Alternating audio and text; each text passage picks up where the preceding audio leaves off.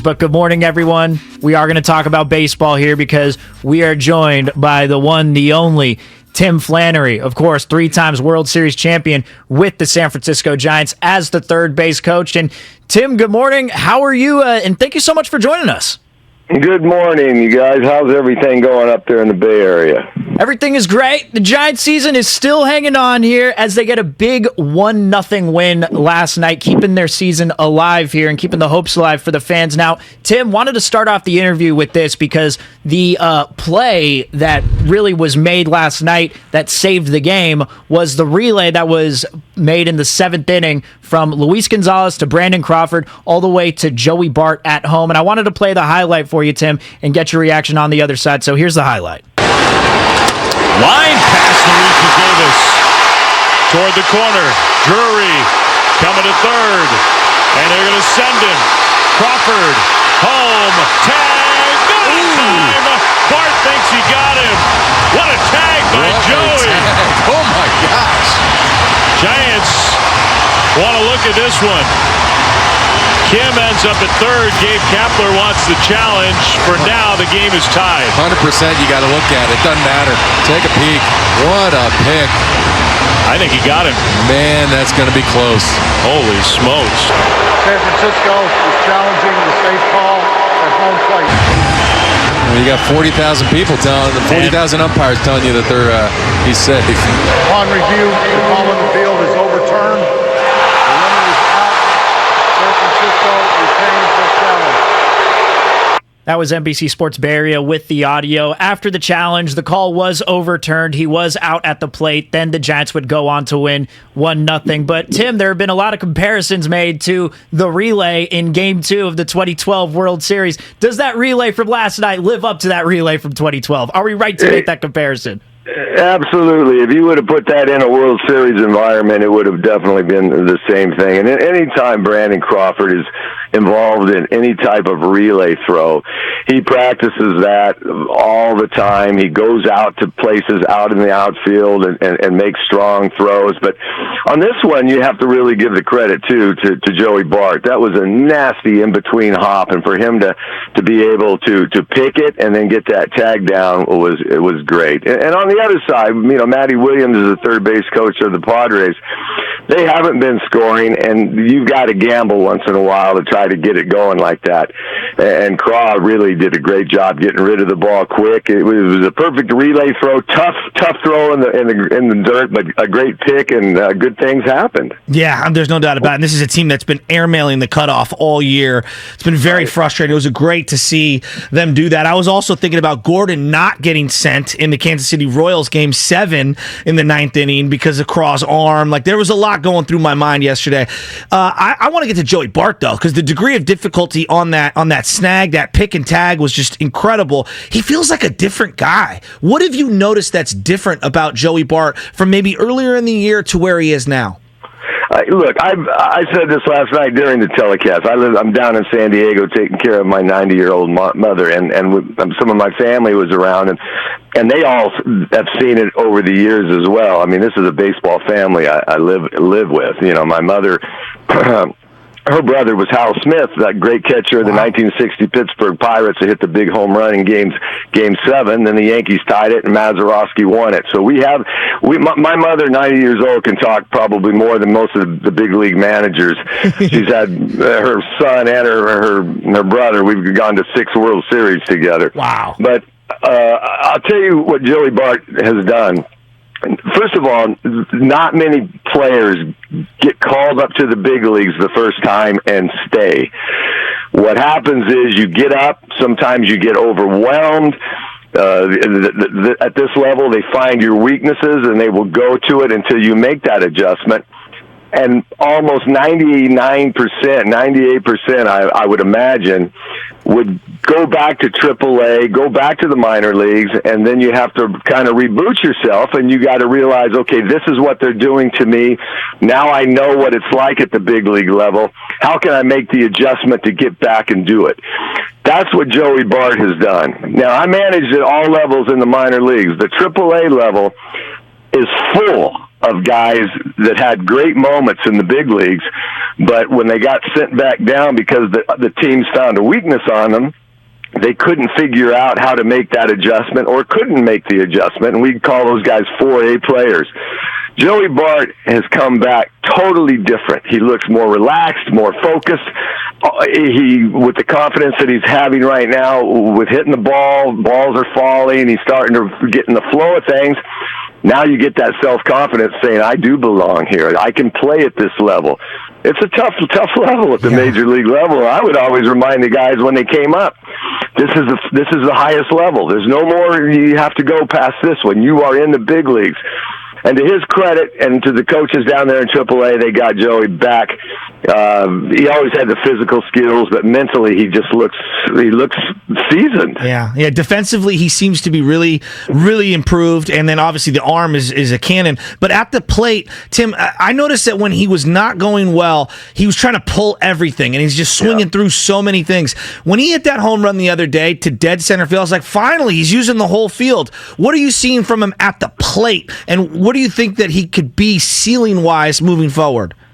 Well, what happens when you come to the big leagues, the first thing they're going to want to know, and they're going to pound your hands in on the fastball. Fastballs are going to be coming in on your hands because they want to see if you can hit that pitch. And, hey, look, it happened to a lot of us. It took me about 2 years once I got sent back down to learn how to hit that inside fastball. And then maybe he can't, up until AAA, a lot of times people can control the whole plate. You can look fastball, you can make adjustments, you can cover the whole plate. Most players, when they get to the big leagues, have to look either away and take the ball in, or they have to look for the fastball in and take off-speed pitches and take pitches away. They've got to separate and split the plate a little bit. And I think that Joey Bart is looking for the fastballs inside, so he's in the proper situations. And then when he's hitting the fastball and gearing himself to hit the ball to right center field, that sets him up for off-speed pitches. So this is a difficult league at the major league level, and it's great to see guys like Joey Bart and some of these young players making adjustments, and it kind of gives you a nice big deep breath like, oh yeah, this is Joey Bart, this is the guy we've heard about, and he's not being overwhelmed by it all. He's a three-time World Series champion with the Giants as their third base coach. Tim Flannery joining us here on 95.7 The Game. Now, the 2012 reunion is coming up this weekend, but before we get to that, I want to ask a question about Camilo Doval and what he's been doing lately, because last night he closes the game out going up against Soto, Machado, and Josh Bell, and he ends the game on a 103-mile-an-hour, they called it a cut fastball, and that had tied the franchise record since they started tracking pitches in 2008, for the fastest pitch recorded since Brian Wilson. I mean, Tim, when you're watching this guy, Camilo Doval, among the great relievers that you've seen with the Giants, Brian Wilson, Sergio Romo, and all the relievers that were involved, I mean, Camilo Doval is really rising here for Giants fans. Absolutely. And that's the same situation I just talked about with Joey Bart. Here's a guy that is young, and the game can be painful when you give it up, or when you go to the mound and you don't have your good stuff. You talked about great relievers. I played behind Raleigh Fingers. I played behind Goose Gossage. I coached Trevor Hoffman. The great relievers come out of that bullpen, and look, when you walk out of that bullpen, you know if you got your good stuff or not. But the other team does not know that. And I saw it with Goose a lot of times. If he didn't have his good stuff, he wasn't going to let nobody know.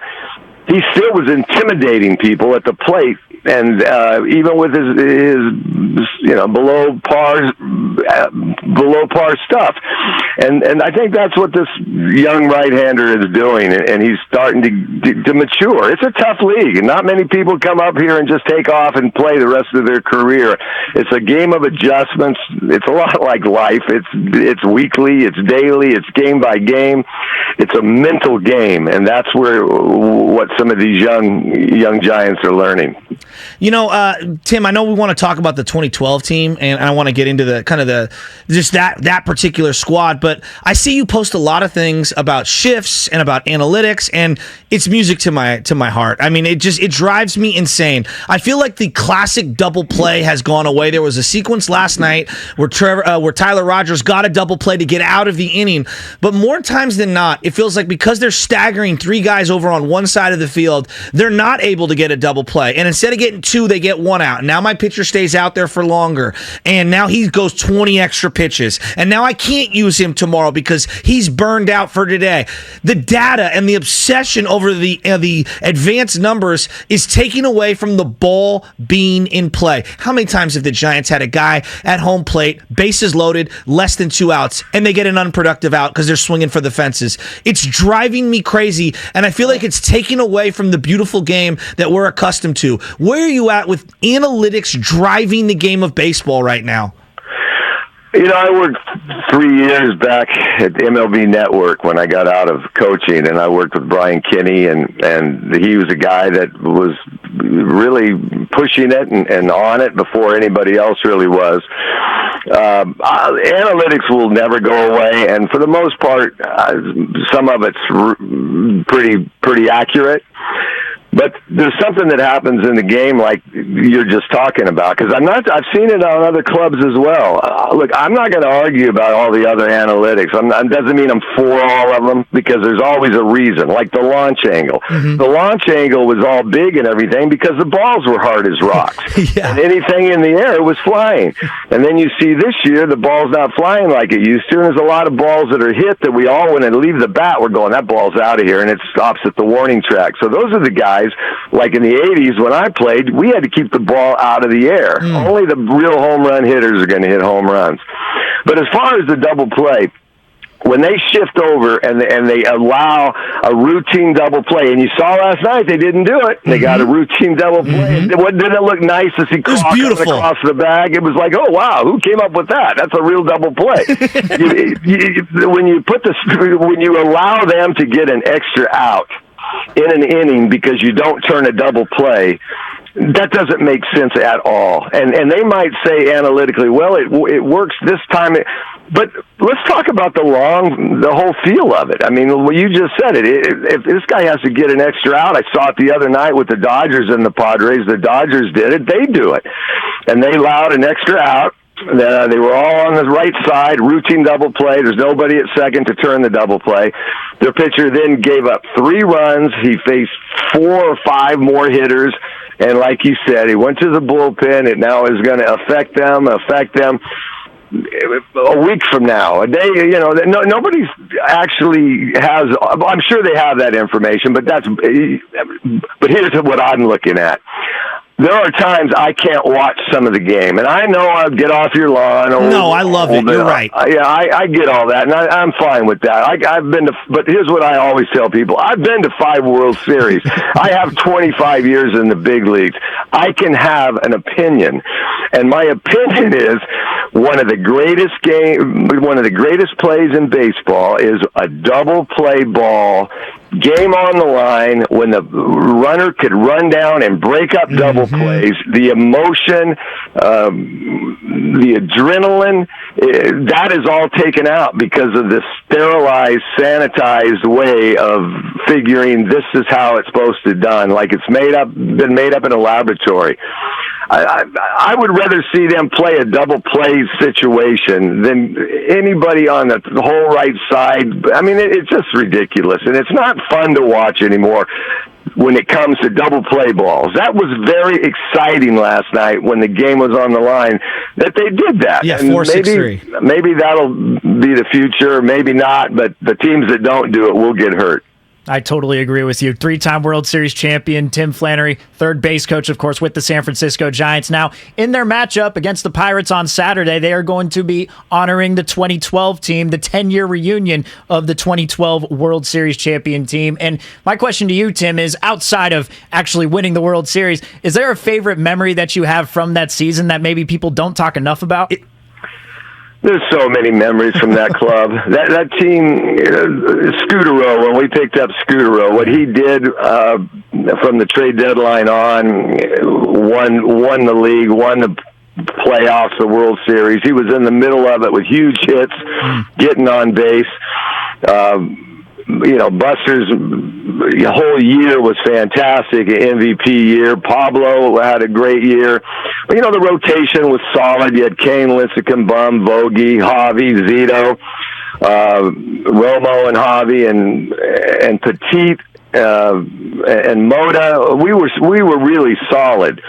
But what we had was incredible fortitude, and when we flew back to Cincinnati, being swept or at home, losing 2 games, going into Cincinnati, knowing we had to win all 3, it was a little, we knew that they've never been swept there before, the Reds, and that morning, when Boch called the club together and then Hunter Pence took over the meeting, letting everybody know we got to win today. We got to win the moment. And then that spilled over from the clubhouse into the dugout. And then momentum, we danced with momentum. And I say that all the time because when you play the playoffs in the World Series, if you let the genie come out of the bottle for the other team, it's very difficult to get it back in there. You have to keep momentum when you have it. And then we go into, we're in Cincinnati, and it was just one game after another, one moment after another. And then we went on to have to play 6 elimination games, which is crazy. But we all got in. We were conditioned to play that way. That this is it, man. It's either we win this moment or we go home. And it was an amazing season. And out of the 3 world championships up in San Francisco, all 3 were different. But the 2012 team, for me, that was something that was, I'll never forget what happened, but I'll also never forget how we felt doing it. Yeah, I'm with you. I think it was the best team, and we always remember the Hunter Pence speech, and he's going to get put into the Wall of Fame. The Jay Bruce, Sergio Romo at bat at the end of that Game 5 was incredible. But what about the Melky thing? He was one of the best players in baseball that year. Right. I need a 30 for 30 on the Melky thing because I don't think we make the acquisition for Hunter Pence had Melky not been basically kicked out of the league at that point. And to Brian Sabian's credit, he knew about this coming down before it actually happened. Really? So he had these trades. He had this. He had already reached out and started. How are we going to make a trade here to help this ball club? And then we bring in Hunter Pence and Milky having that great half a season. Once he was gone, this team just picked right up and was the next man up and got it done. Tim Flannery, 3-time World Series champion with the San Francisco Giants as the third base coach. Tim, we could talk to you Tim. for another hour, but we are up against it here. Tim, thanks so much for joining us this morning, and maybe we could bring you on another time and we could all express our frustration with the shift together. You can count on me on that one. Thanks so much, Take Tim. care, boys. See ya. Enjoy.